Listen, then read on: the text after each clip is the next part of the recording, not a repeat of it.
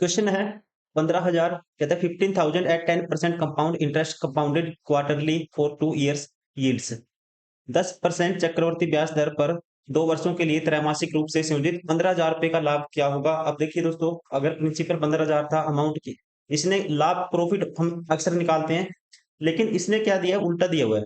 ठीक है, लाभ क्या माना, इसने अमाउंट को ही लाभ माने है। ठीक है, अमाउंट आपको निकालना है अकॉर्डिंग टू ऑप्शन, हम कह सकते हैं अब आपको अमाउंट निकालना है, क्योंकि वैल्यू क्या है, 15,000 से ज्यादा है। अब देखिए, अब जो रेट है दोस्तों त्रैमाही, आपको रेट जो है कह सकते हैं कंपाउंडेड है क्वार्टरली।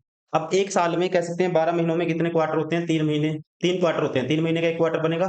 तो 12 महीनों में कितने होंगे, तीन तीन तीन 4 क्वार्टर होंगे। 2 साल में 8 क्वार्टर होंगे। कितने होंगे, 8 क्वार्टर होंगे। अब रेट है 10% है, 10% रेट है 12 मंथ की। तो आप कहेंगे 1 मंथ की रेट क्या आएगी, 1 मंथ की आएगी 10/12। बेसिक स्टूडेंट के लिए बता रहा हूं मैं। ठीक है, 3 मंथ की निकालनी तो 3 से मल्टीप्लाई कर देंगे दोनों तरफ, ये आएगी 3 चौके 12, 10/4 मतलब कि 2.5%। प्रिंसिपल 15,000 है, अमाउंट कितना हो जाएगा, अमाउंट हो जाएगा 2.5% को लिखते हैं, इसको लिख सकते हैं 25/1000। परसेंटेज हटा दिया और पॉइंट का नाम का एक जीरो लगा दी नीचे, 25 चौका 100, 1/40। तो अमाउंट हो जाएगा, कह सकते हैं 40 पे 1 का ब्याज मिलता है, तो 1 साल में हो जाता है 41/40 टाइम्स अपने आप का। तो कितने क्वार्टर है एक साल में, सॉरी कह सकता हूँ, एक क्वार्टर में इतने टाइम्स हो जाता है अपने आप का हर 3 मंथ में। तो कितने क्वार्टर बनेंगे, 8 बनेंगे। तो इतने टाइम्स का हो जाएगा, अमाउंट कितना हो जाएगा, कह सकते हैं प्रिंसिपल अपने आप का इतने टाइम्स हो जाएगा। ठीक है, इसकी पावर 8। अब इसको सोल्व करना आपको, इसको सोल्व करना अपने आप में एक महाभारत है। देखो कैसे करेंगे। एक तो ये तरीका है, आप इसको 15,000 को ऐसे ले लो,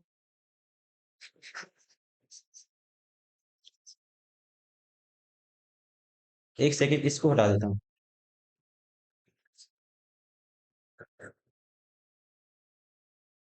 15,000 था, या तो एक तरीका है दोस्तों, रेट क्या थी, 2.5% थी।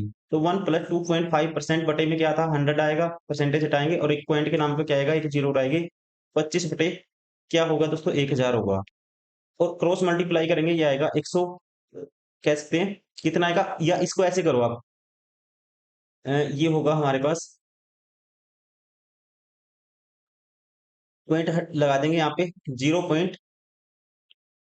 ये बनेगा 0.025, और इसकी पावर है 8। इसमें जोड़ के आप कुछ अप्रोक्सीमेट वैल्यू उसकी मानेंगे, एक की पावर 1.025, उसका पावर 8 करेंगे, अप्रोक्सीमेट कुछ मानेंगे, लेकिन सारे ऑप्शन क्या है, पास हैं, यहाँ पे फंस जाएंगे। ये ऑप्शन अप्लाई नहीं होगा, ये वाला तरीका है जो, ये अप्लाई नहीं हो सकता। इसको दूसरा तरीका ये हो सकता है, इसको आपको सोल्व करना है। इसको लिख सकते हैं 41/40 है, तो 140/40 प्लस 1/40 ऐसे लिख सकते हैं। अब दोस्तों एक बायनोमियल थ्योरम कहती है, अगर x प्लस y की पावर n है, इसको खोलने का तरीका होता है, यहाँ पे लिख देता हूँ रिजल्ट, ठीक है, नीचे लिख देता हूँ n, इसको खोलने का तरीका होता है, n लिखेंगे, x की पावर n c 0 आएगा, x की पावर n, y की पावर दोस्तों ये वाली जो नीचे है 0, प्लस, ऐसे ही खोलते हैं इसको, ठीक है, n c 1, x की पावर n-1, और y की पावर क्या होगी, जो ये बटे में है, प्लस, ऐसे ही चलता जाएगा ये, nc2 फिर आएगा nc2, x की पावर क्या आएगा n-2, और y की पावर दोस्तों 2, डैश डैश ये ऐसे चलेगा, और लास्ट में क्या आएगा ncn, x की पावर 0 और y की पावर n। अभी ये आपको डायरेक्ट आना चाहिए, ठीक है, मुझे डायरेक्ट आता तो मैं इसको डायरेक्ट सोल्व करता एग्जाम में, अगर मैं होता। आपको भी ये चीज, आपको डायरेक्ट आना चाहिए। इसका बाइनोमियल थ्योरम ये दोस्तों 11वीं क्लास है जो 11th में हम पढ़ते हैं। अब देखिए, अब इसको इस तरह से खोला जा सकता है, 15,000 तो है, ये मल्टीप्लाई में इसको कर देते हैं, तो ये आएगा, देखो एक्स की जगह ये है और वाई की जगह ये है, तो क्या आएगा दोस्तों, NC0, अपने आप में NC0 मतलब 8, n की वैल्यू 8 है, 8C0 की वैल्यू क्या होती है, 1 होती है, x की पावर n मतलब कि 1 की पावर दोस्तों n 8, 1 की पावर 8 1 होगा, और वाई की पावर जीरो, किसी की भी पावर जीरो क्या होता है, वन होता है, प्लस 8c1 आएगा, उसकी वैल्यू होती है 8c1 की वैल्यू वन होती है, सॉरी 8 होती है।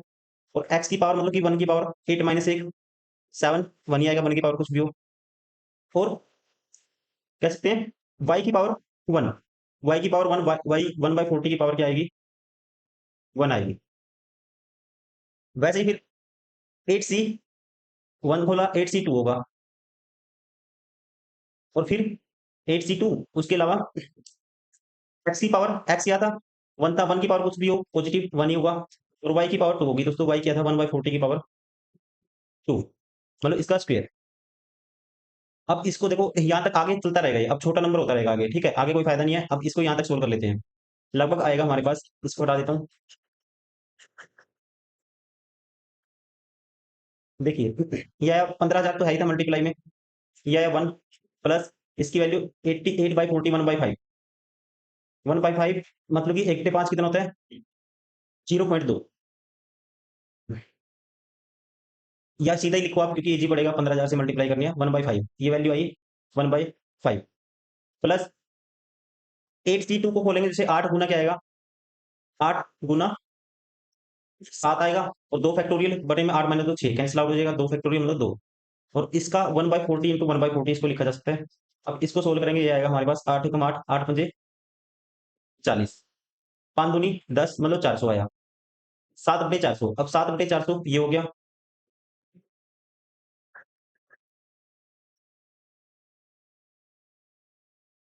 7/400, इसको सोल्व करेंगे 15,000, प्लस दोस्तों 15,000 मतलब कि इसका 1/5 करेंगे 3,000 आएगा, और ये लगभग आएगा 15,000, तो मल्टीप्लाई यही कर देता हूँ, ठीक है, दो जीरो से दो जीरो कैंसिल आउट हो जाएंगी, तो ये आएगा 15 सत्ता 105, 1,050/4, इसका आधा करेंगे 1,050 का, आप कहेंगे कितना आएगा, 500, 1,050 का आधा करना आपको 500 और 25 आएगा, 525 का फिर हाफ करेंगे दोस्तों, 500 का आधा 250 और इसका आधा 12.5, मतलब 262 या 263 इसको मान सकते हैं, ठीक है, 263, और उससे भी कुछ एक्स्ट्रा ही आएगा हल्का फुल्का।